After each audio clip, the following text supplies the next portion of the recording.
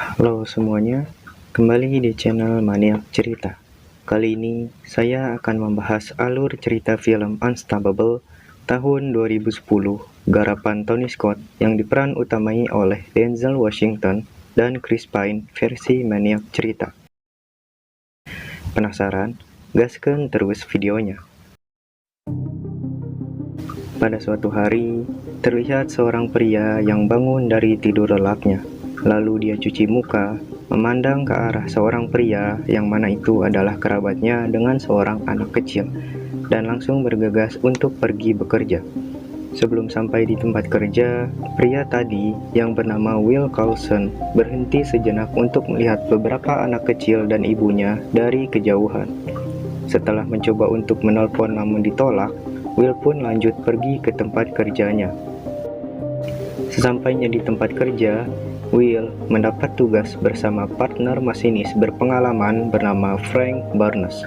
Di hari itu juga sedang diadakan acara wisata kereta untuk anak-anak guna mempelajari tentang perkeretaapian.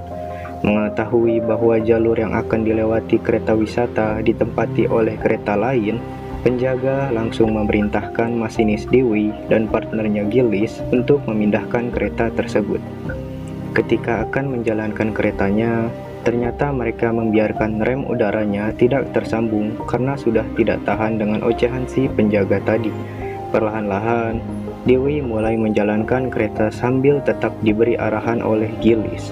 Akan tetapi, Dewey melihat bahwa tuas pergantian jalur belum diubah dan masih selaras dengan jalur kereta wisata anak-anak. Dengan kecerobohannya, Dewey mengatur kecepatan kereta otomatis dan memaksakan diri turun dari kereta untuk mengubah tuas pergantian jalur. Tanpa disangka-sangka, ternyata tuas kecepatan kereta bergerak sendiri dan mengakibatkan kereta berjalan semakin cepat. Dewey pun terkejut dan langsung berusaha untuk mengejarnya. Saat Dewey hampir bisa menaiki keretanya, Dewey kewalahan dan akhirnya terjatuh.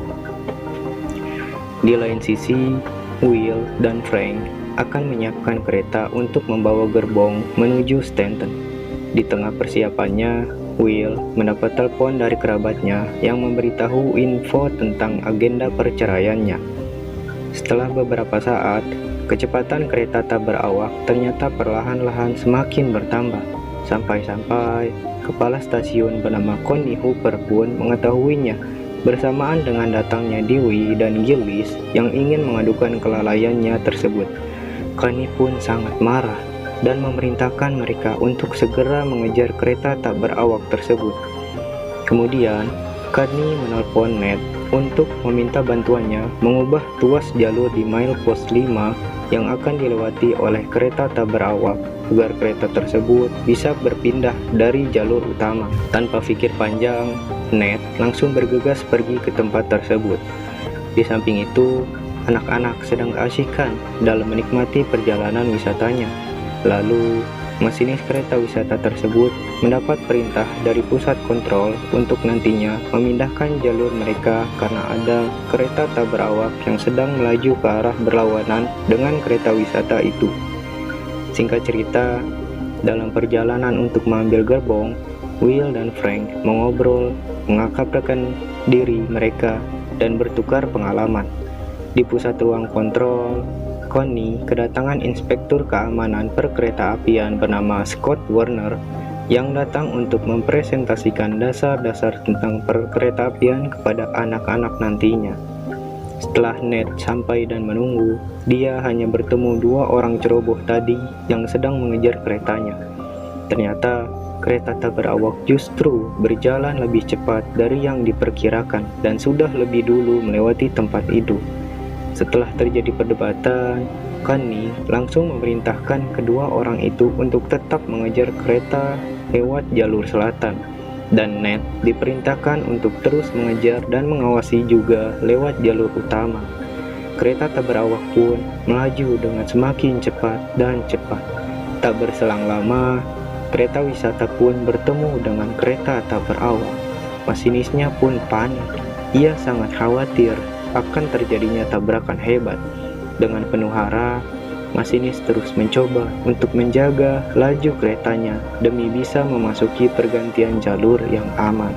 Kedua kereta pun berjalan semakin dekat, dan akhirnya kereta wisata pun berhasil memasuki jalur aman tanpa adanya kecelakaan sedikit pun. Masinis merasa sangat lega, dan anak-anak pun terkagum-kagum melihat kereta tak berawak yang berjalan dengan sangat cepat, yang hampir menabrak mereka tadi.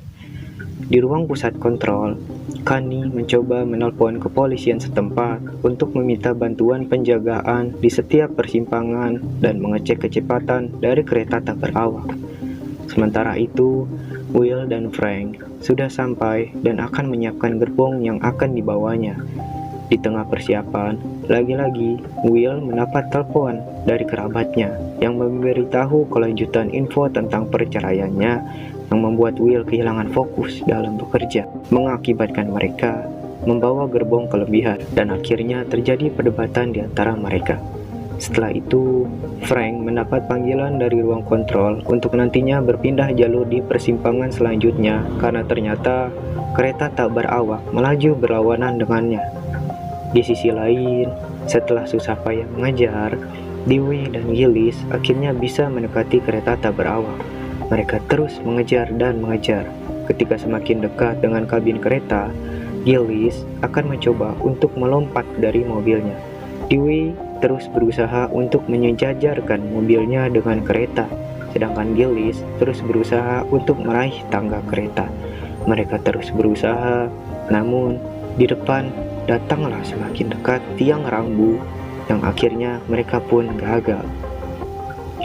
Kabar ini pun sudah naik menjadi berita publik dan disiarkan secara live dari helikopter. Bahkan, berita ini sudah sampai diketahui oleh kepala perkeretaapian bernama Galvin yang langsung menelpon Kani. Terjadilah perdebatan di antara mereka dan diketahui bahwa ternyata kereta tak berawak membawa banyak gerbong yang memuat bahan kimia berbahaya mudah terbakar. Galvin memerintahkan Kani untuk meminta bantuan kepolisian lagi agar pasukannya dikerahkan untuk menjaga persimpangan dan terus mengawasi keretanya dengan helikopter. Lalu Kani berinisiatif mengajukan solusi untuk menggelincirkan kereta tak berawak tersebut.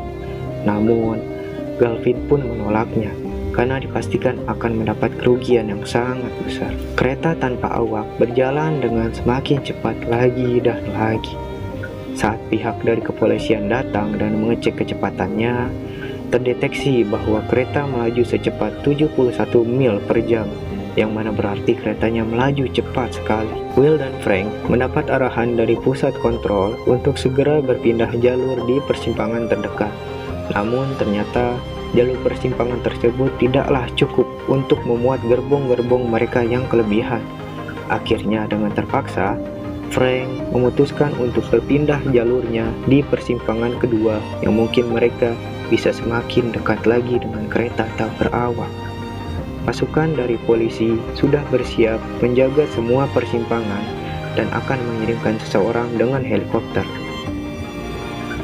Di saat Ned sampai di suatu persimpangan, Ned bertemu banyak pasukan polisi dan segera meminta bantuannya untuk mengikuti Ned mengejar kereta tak berawak melalui jalur utama.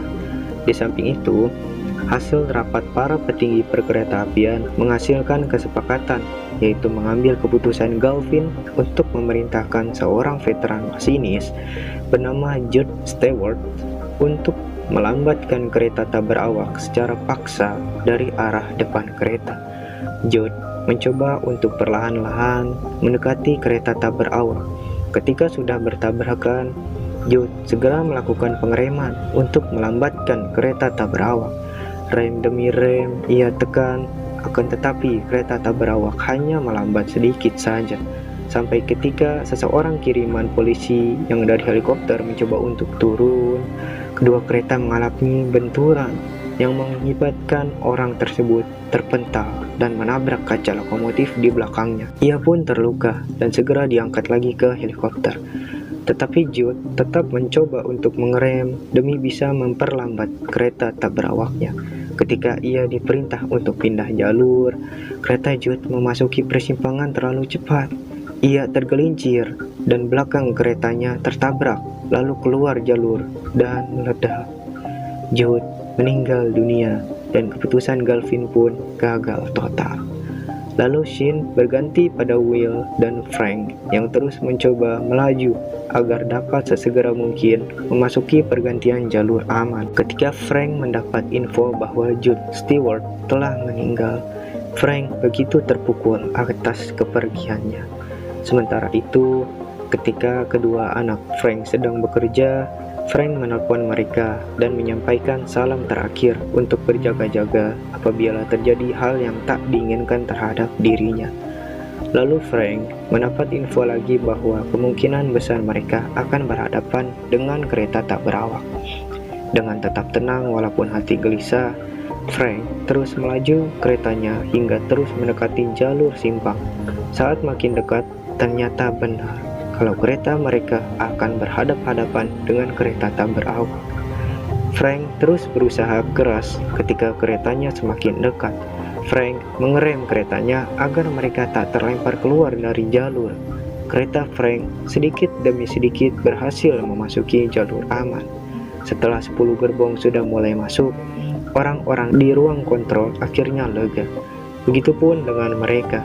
Akan tetapi, ternyata gerbong terakhir tak bisa terselamatkan dan tertabrak. Setelah Frank berhenti, ia mendapat info lagi bahwa pihak berwenang akan mengevakuasi daerah bernama Arklow dan akan mencoba untuk menggelincirkan kereta tak berawak di sana. Namun, saat Frank melihat ke arah gerbong terakhir dari kereta tak berawak, Frank memutuskan kalau ia ada kesempatan untuk melambatkannya dari arah belakang. Tapi keputusannya ditentang oleh Will, karena ia yakin kalau penggelinciran kereta akan berhasil dan jika Frank mengejarnya, maka mereka akan bertabrakan. Frank tetap bersikeras karena ia sudah berpengalaman dan lebih tahu kondisi lapangan. Ia yakin penggelinciran akan gagal. Tanpa pikir panjang, Frank langsung bergegas melepas semua gerbong di keretanya dan langsung pergi lagi mengejar kereta tersebut. Akhirnya, Will pun terpaksa untuk tetap mengikuti Frank. Di perjalanan mereka, ternyata Connie tidak tahu kalau ada rencana penggelinciran. Setelah mengetahuinya, Connie lebih yakin pada keputusan Frank daripada keputusan Galvin. Terjadilah perdebatan di sana. Galvin yang mengetahui ada orang yang ingin sok menjadi pahlawan langsung marah besar dan akan memecat Frank, Will, dan juga Connie. Frank meledek Galvin karena ternyata Frank sudah lebih dulu dapat surat pensiun dan uang pesangonnya yang hanya sebagian. Lalu mereka bercerita tentang pengalamannya masing-masing. Will bercerita tentang sidang perceraiannya yang akan dilaksanakan hari ini. Begitu rumit masalah rumah tangga yang dihadapi oleh Will, sampai-sampai membuat Frank tersentuh dan teringat akan istrinya. Kemudian, cerita dilanjutkan oleh Frank, di mana ternyata istri Frank meninggal dunia akibat kanker. Will pun turut berduka mendengar cerita Frank. Frank kala itu mencoba menyemangati Will untuk telepon istrinya bernama Darcy, barangkali agar ia dapat memperbaiki hubungannya, tapi Will tidak mau karena sebelumnya dia sudah sering menelponnya tapi ditolak. Lalu scene berganti kepada kereta tak berawak yang semakin cepat mendekati Arklow. Sebelum mencapai Arklow, pasukan dari polisi mencoba untuk menembaki bagian kereta yang mana bisa menghentikan aliran bahan bakar agar kereta bisa berhenti karena kehabisan bahan bakar. Sayangnya, kereta begitu cepat, penembakan pun gagal dan malah hampir menembak bagian tangki dari bahan bakarnya. Kereta tak berawak terus melaju mendekati Arklow, sedangkan Will dan Frank terus berusaha mengejarnya. Ketika persiapan penggelinciran di Arklow selesai, datanglah kereta tak berawak dengan kecepatan tinggi. Dengan gagahnya, kereta tak berawak menghancurkan semua yang ada di hadapannya dan membuat rencana penggelincirannya pun gagal total. Galvin terheran-heran dan diketahui bahwa pendapat Frank lah yang benar. Sekarang kereta itu terus melaju kencang dan dia akan menuju ke rintangan yang paling besar, yaitu tikungan es di Stanton. di mana dikhawatirkan kereta tersebut akan tergelincir di tempat yang ada banyak tabung bahan bakar yang sangat besar. Sementara Ned dan pasukan polisi terus mengejarnya lewat jalan raya. Berita itu pun semakin meluas, sampai-sampai diketahui oleh istri Will dan juga anak-anak dari Frank. Singkat cerita, bertemulah Will dan Frank dengan kereta tak berawak. Frank terus memaju kecepatan keretanya agar bisa mendekati kereta tersebut. Saat mereka semakin dekat, Will berinisiatif untuk keluar kereta dan berdiri di ujungnya untuk memberi sinyal kepada Frank dan akan menyambungkan keretanya dengan gerbong terakhir kereta tak berawak itu. Mereka semakin dekat, dan ketika akan disambungkan, terjadilah benturan yang membuat muatan gerbong terakhirnya rusak. Puing-puing kerusakan bertebaran kemana-mana, membuat Will dan Frank sulit untuk melihat. Istri Will terus menonton mereka di TV dengan penuh kecemasan. Sementara Will sedang menyambungkan gerbong, ternyata ada kunci pengait yang belum jatuh dan membuat kereta mereka belum tersambung dengan gerbongnya. Lalu Will akan mencoba turun dan menyambungkannya. Setelah hampir selesai, kaki Will terjepit penyambung kereta yang membuat Will hampir terjatuh. Kereta pun tersambung, tapi orang-orang yang melihat di TV panik karena Will tidak bisa terlihat. Kaki Will terluka parah, tapi syukurnya dia masih bisa untuk naik dan kembali ke kabin. Lalu Frank langsung mulai pengereman. Perlahan tapi pasti, mereka mulai bisa melambat. Namun, mereka semakin dekat lagi dengan tikungan Stanton. Roda kereta mereka terus berdecit dan memercikkan api. Roda dan mesin kereta semakin memanas. Kani memberitahu Frank akan mengirimkan orang untuk menangkap mereka saat kecepatan kereta di bawah 20 mil per jam. Akan tetapi, kereta tak berawak berjalan sangat cepat. Kereta Frank tidak kuat dan membuat mereka terseret. Di tengah kepanikan, muncul ide gila dari Will untuk mencoba pengereman manual di setiap gerbongnya. Lalu mereka setuju, tapi yang melakukan adalah Frank karena kakinya Will terluka parah, dan Will diperintah agar tetap mengatur kecepatan keretanya. Frank mulai pengereman dari gerbong terakhir, dan selanjutnya ia dengan berani melompati gerbong demi gerbong. Perlahan tapi pasti, kereta mulai melambat sampai menyentuh di bawah 40. Orang-orang yang melihat di TV sangat berharap dan yakin kepada mereka. Sementara Frank terus melakukan pengereman manual, Will terus berusaha untuk mengerem dari keretanya dan membuat rem terjadi kerusakan dan meledak. Kecepatan mereka bertambah lagi. Mereka panik dan hampir sampai di tikungan Stanton, di mana kereta yang lewat hanya diperbolehkan maksimal 15 mil per jam. Mereka datang dengan kecepatan yang semakin bertambah. Dengan arahan Frank, Will diperintah untuk menekan rem independen sekuat yang ia bisa. Saat mulai memasuki tikungan, mereka berusaha untuk tetap tenang sambil Frank terus memberi aba-aba kepada Will. Ketika Will mulai mengerem, kereta mulai terangkat, muatan gerbong berjatuhan, dan kereta mulai semakin miring dan hampir terjatuh.